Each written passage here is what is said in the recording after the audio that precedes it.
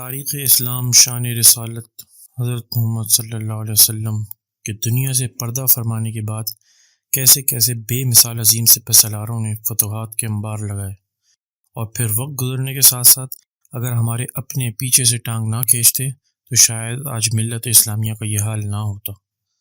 17 سالہ نوجوان محمد بن قاسم ہماری زیر نظر کہانی کا ہیرو بھی ایک ایسا ہی بے مثال کردار آپ کے سامنے پیش کیا جا رہا ہے، جس کا کریکٹر کچھ یوں اپنی بہادری اور بے مثال ایمانی جذبے کی انوکھی چمک کے ساتھ طلوع ہوتا ہے، اور پھر یکدم باطل کے تمام کرداروں کو نیست و نابود کرتے ہوئے کچھ اس طرح سامنے آتا ہے کہ پتہ ہی نہیں چلتا کہ اتنا افسانوی کردار حقیقت میں بھی ہو سکتا ہے۔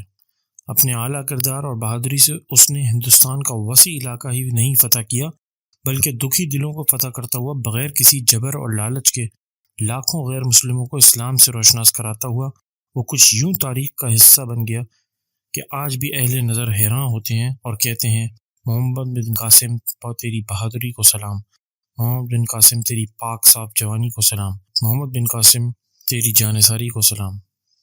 طاقت رکھتے ہوئے جس طرح تو نے امیر المومنین کے حکم کے آگے سر جھکا دیا، تیرے اس جھکے ہوئے فرما بردارانہ سر کو سلام۔ کاش کہ تیرے جیسے دو چار اور اس خطے میں جنم لے لیتے تو ہم بحیثیت مسلمان، بحیثیت پاکستانی یوں مجبور اور محکوم نہ ہوتے۔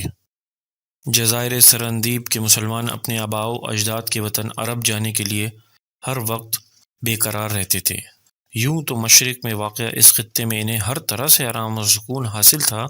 جزائر سرندیب کے اصل باشندے ان سے بہت زیادہ پیار کرتے تھے، کاروبار بھی ان کے اچھے خاصے تھے۔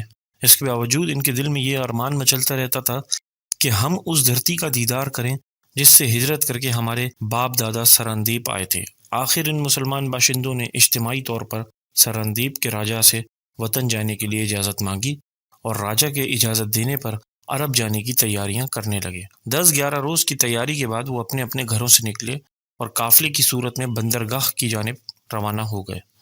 راستے میں جہاں انہیں راحت پڑتی وہ اپنا سامان گھوڑوں سے اتارتے اور خیمے کھول کر آرام کرتے، اور صبح پہلی کرن پر پھر سے سفر شروع کر دیتے۔ اس طرح انہوں نے بہت سی مسافت طے کر لی۔ سرندیب کا راجا بہت اچھا تھا، اس نے ان کے لیے خاص حکم جاری کیا ہوا تھا کہ ان عربی مسلمانوں کو راہ میں کوئی تکلیف نہ ہو۔ اس کے علاوہ اگر انہیں کسی قسم کی مدد درکار ہو یا کسی شے کی ضرورت پڑے تو فی الفور ان سے تعاون کیا جائے۔ مسلمانوں کے اس قافلے میں ایک نوجوان محمد اسلم بھی تھا۔ محمد اسلم انتہائی خوش شکل اور با کردار جوان تھا۔ قافلے والے اس کے حسن سیرت اور حسن و جمال کی وجہ سے اس کی بڑی عزت کرتے تھے۔ وہ بہادر بھی بے حد تھا۔ دوسری طرف قافلے میں ایک لڑکی طاہرہ کی پاکیزگی اور خوبصورتی کے بڑے چرچے تھے۔ طاہرہ 16 برس کی تھی۔ وہ شوخ ہونے کے ساتھ ساتھ سنجیدہ بھی تھی۔ یہ دونوں آپس میں ایک دوسرے کو دل و جان سے چاہتے تھے۔ محمد اسلم کی والدہ نے کہا، دیکھو عشاء کی اذان ہو رہی ہے، جاؤ نماز پڑھاؤ۔ اس وقت اذان کی آواز آ رہی تھی۔ محمد اسلم نماز پڑھنے چلا گیا۔ یہ قافلہ جو جزیرہ سرندیب کے کوہ آدم پر ٹھہرا ہوا تھا ان مسلمانوں کا تھا جو حضرت عمر فاروق رضی اللہ تعالیٰ عنہ کے زمانے میں ملک ہندوستان میں بغرض تجارت آئے تھے، اور وہاں سے واپسی پر چند خاندان سرندیب میں رہ گئے تھے۔ یہ لوگ ان تاجروں کی اولاد تھے جو اب وطن واپس جا رہے تھے۔ وطن جانے سے پہلے وہ اس پہاڑ کی زیارت کرنے آئے تھے جس پر حضرت آدم علیہ السلام 100 سال تک رہے تھے۔ کئی روز سے قافلہ مقیم تھا اور اب صبح کوچ کا انتظام کر چکا تھا۔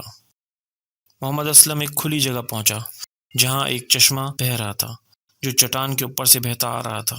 چشمے کے کنارے پر بہت سے بوڑھے اور بچے جمع تھے اور سب وضو کر رہے تھے۔ محمد اسلم بھی وضو کرنے لگا۔ وضو کر کے ان لوگوں نے نماز پڑھی اور نماز پڑھ کر واپس خیموں کے پاس آئے۔ اس وقت عورتیں نماز پڑھ رہی تھیں۔